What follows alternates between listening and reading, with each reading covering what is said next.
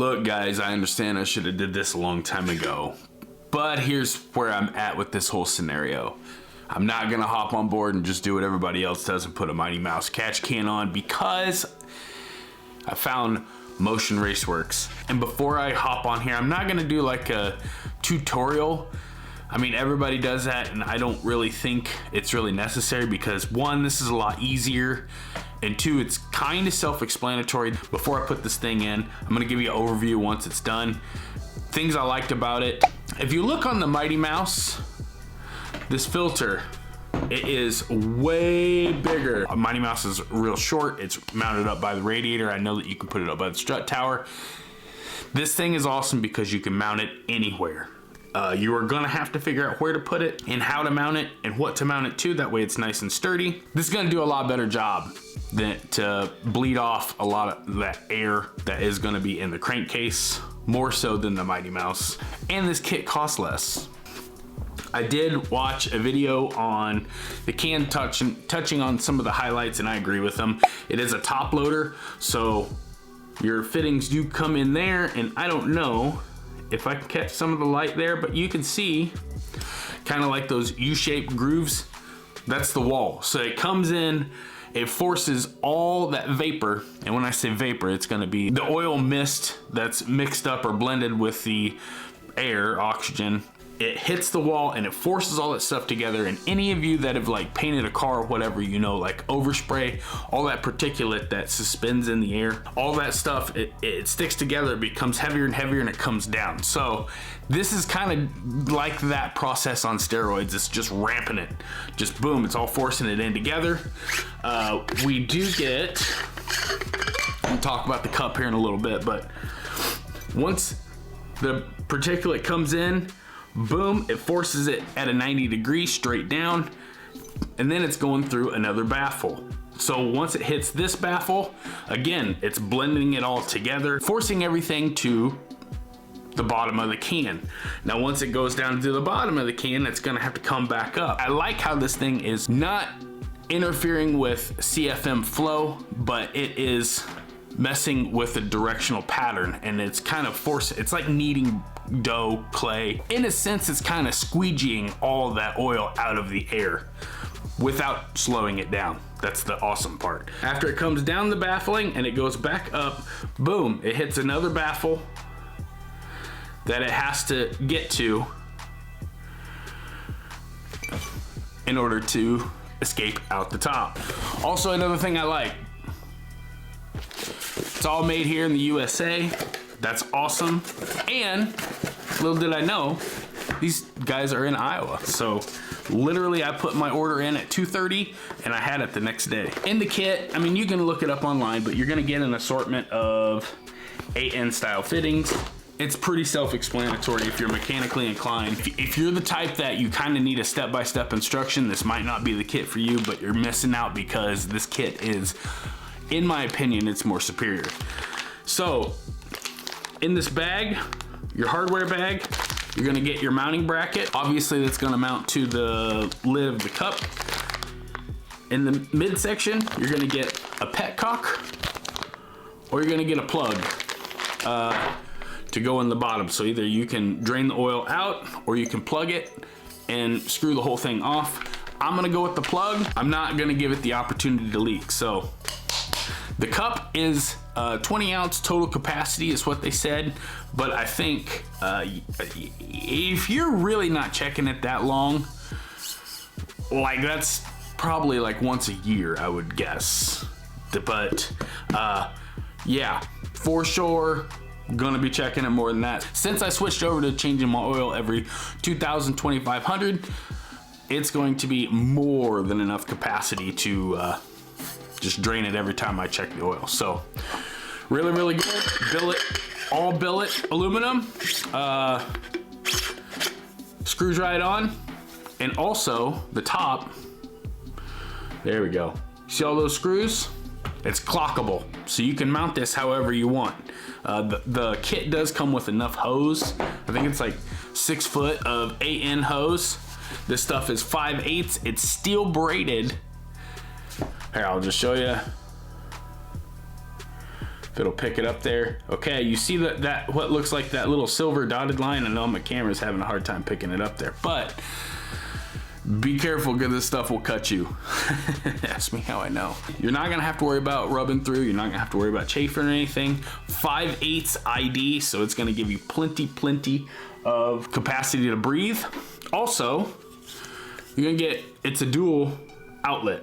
I already showed you guys that, but this is for the valve covers. So that's where this kit really shines, is you don't have to pull the supercharger off to get to that PCV valve under the supercharger.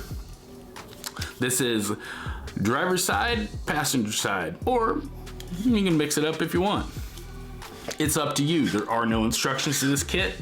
You kind of have to know what you're doing, but it's super simple. Also, they have their own, and I don't know if they print these or sent these off, but they got their own Motion Raceworks logo printed on everything. So under hood, it'll make it look pretty cool. This kit's good for up to 1,500 horsepower, 13 to 1,500 horsepower.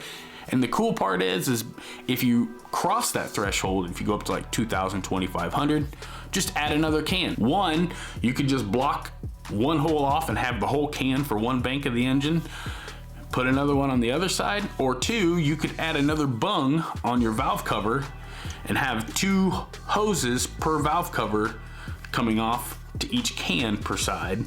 As far as I'm aware, you cannot overvent the crankcase on the engine. All you're doing is basically trying to get the pressure that is under the piston, and it makes its way up the block to the head, to the valve covers. And you're really gonna know this by pulling your intake valve off and seeing how much oil is actually puddling up in there. That's gonna tell you how much venting you're really gonna need. I'm gonna pull the supercharger lid off of my car. We're gonna take a look at it, see how bad it really is. 800 and some horse, 12,000, 13,000 miles. I'm not nice to it, and you're gonna see exactly how bad of a scenario this is.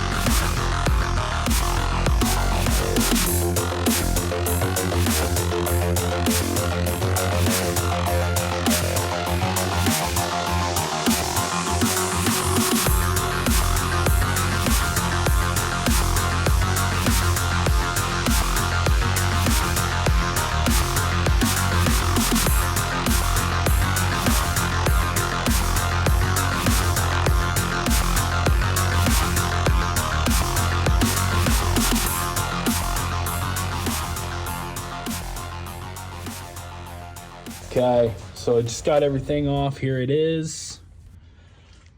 Boom.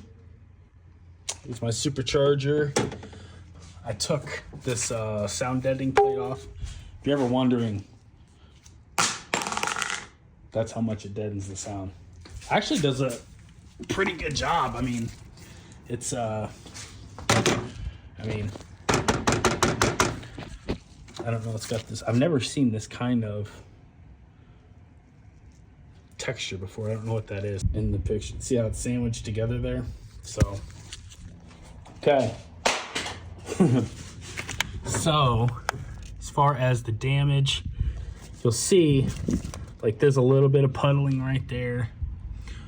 This actually looks really good. All I did was wipe around the edge. And you guys know, I freaking use this car. I drive it hard. Don't really drive it hard, but I use it. I mean, I maintain it and I do my maintenance and I take care of my car, but yeah. Also, little Easter egg, if you look, you'll see a production date of your supercharger. So this supercharger was actually sitting on the shelf for like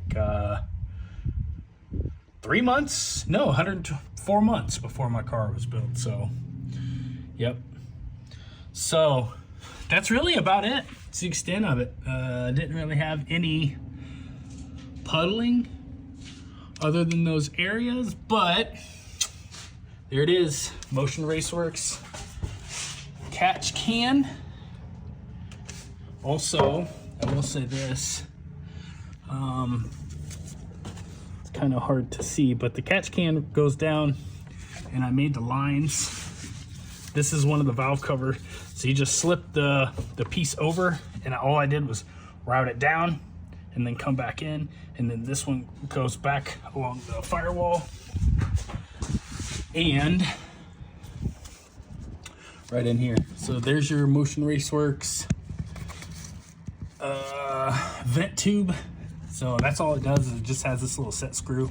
It slips right down on, twist in that set screw, and it's done. And then you just twist this on, crimp your lines, done.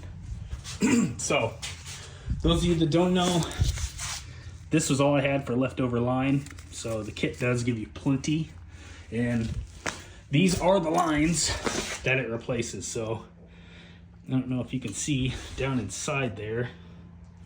Let me see if I can't get in the sun, but that's pretty much the diameter you're going with. A little tiny tube like that to a big tube like that.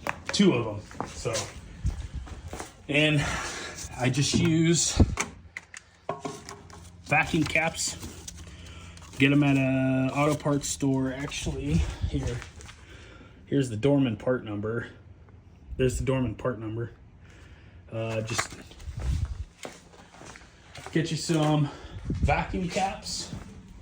Other than that, that's really it, man. So yeah, I'll go ahead.